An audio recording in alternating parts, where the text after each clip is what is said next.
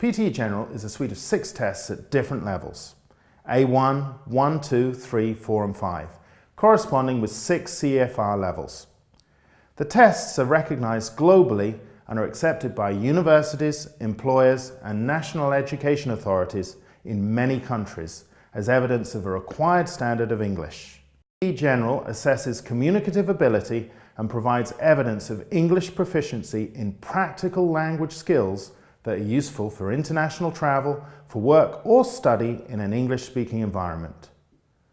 They do not assume any previous work experience or knowledge of the world, so are suitable for teenagers or young adults who expect to use English in their future academic or professional life.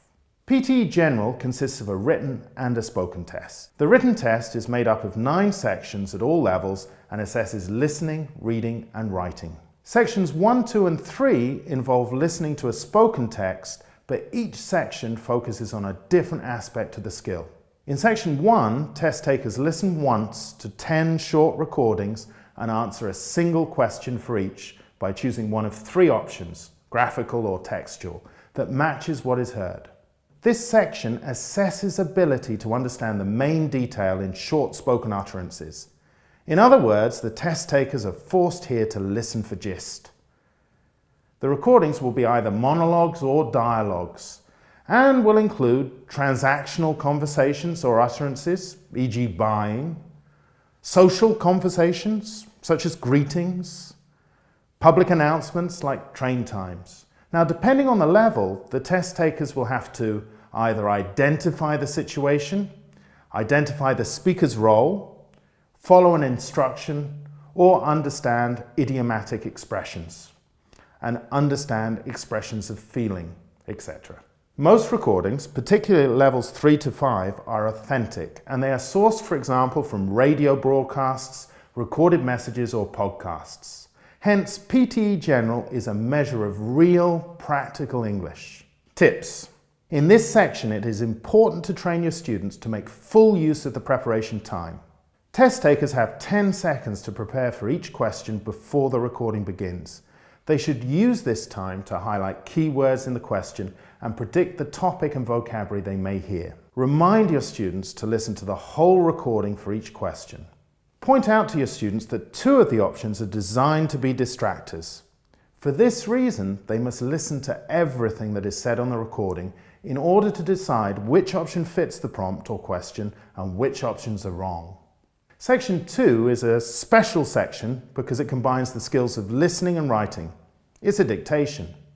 It aims to test ability to understand a short utterance by transcribing a spoken text. Now, the texts include instructions, news bulletins, announcements, this sort of thing. In other words, relatively formal language. Test takers listen to one person speaking and write exactly what is heard with correct spellings. The extract is played twice, the second time with pauses, giving time to write down word for word what is heard. Tips. Make sure your students keep writing during the dictation. If they cannot hear a particular word, they should leave a space and keep writing. Then, when the dictation is finished, they can read it through and use their knowledge of topic, vocabulary and grammar to help them guess the missing word or words. Tips. Encourage good listening strategies before and during the dictation.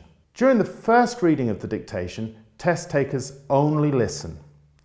They need to use this time to familiarize themselves with the topic and pick out some key words. Doing this will help them understand the overall extract. Section 3 involves yet another kind of listening, listening for detail. Test takers listen twice to 2 recordings, either a monologue or dialogue, and complete a text or notes for each using the information heard. There are 10 gaps to complete, 5 per task.